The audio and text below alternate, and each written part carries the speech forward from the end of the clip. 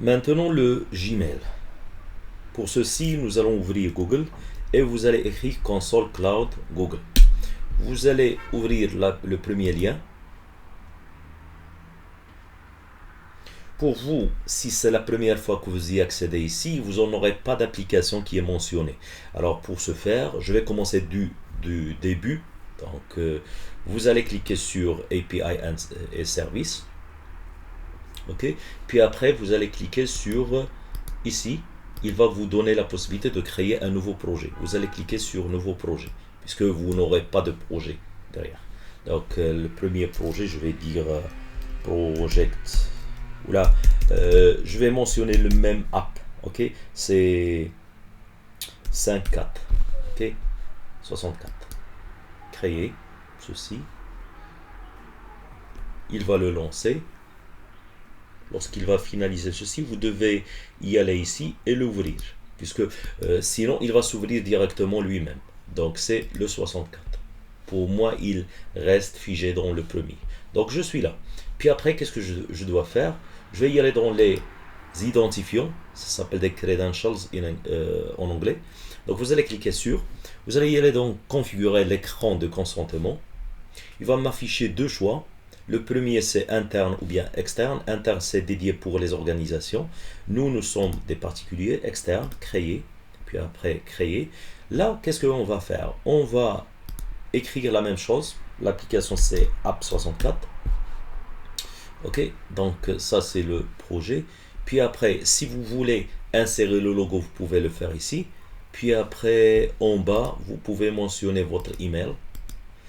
Au-dessus aussi, il y en a un email. Oui, oui, ici, c'est la même chose. J'ai mentionné mon email. Enregistré, sachant qu'il passe d'un onglet à l'autre.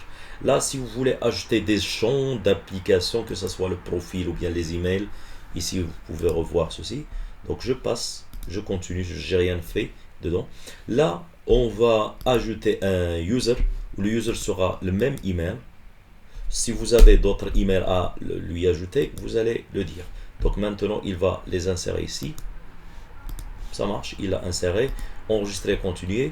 On a fini la partie, cette partie-là. Revenons au tableau de bord. Donc ça, c'est le tableau de bord. Notre objectif, c'est le fait de créer ici, je clique sur identifiant, je crée identifiant, ID Client Auth. Je clique sur. Là, il va nous mentionner quel genre d'application nous voulons faire le lien avec. Est-ce une application mobile ou bien desktop ou bien web? Donc vous allez choisir web puisque c'est Spring, on va le faire. Donc là, je vais mentionner le même nom que je viens de citer. En bas, ajouter un URI. Donc vous allez spécifier ceci. Donc je relance. Donc vous allez spécifier login auth to code Google. Puis après créer, il va me créer les deux éléments que je veux. Donc les deux éléments, c'est ça. Donc qu'est-ce que je vais faire? Si mon application, elle veut faire des liens avec plusieurs délégations, c'est-à-dire le Git et Google, donc vous allez ici spécifier Google. Et ainsi de suite. Vous pouvez faire des ajouts, d'autres outils. C'est ainsi, lors de démarrage, vous en aurez deux choix dans ce cas-là. Alors vous allez copier le client ID, le voici, et on va copier aussi le code secret ici, et ça marche. Maintenant, relancer l'application. Nous allons y aller dans notre outil qu'on a utilisé tout à l'heure. Donc si vous voulez, vous pouvez supprimer API Connection, écrire login, et vous en aurez le choix de deux chemins. Je clique sur Google. Il va me mentionner directement l'email que j'ai utilisé dans mon navigateur. Directement, je peux accéder. Sinon, si par exemple, on peut faire ceci dans le même lien, là, dans autre navigateur. Donc, je vais établir localhost comme ça.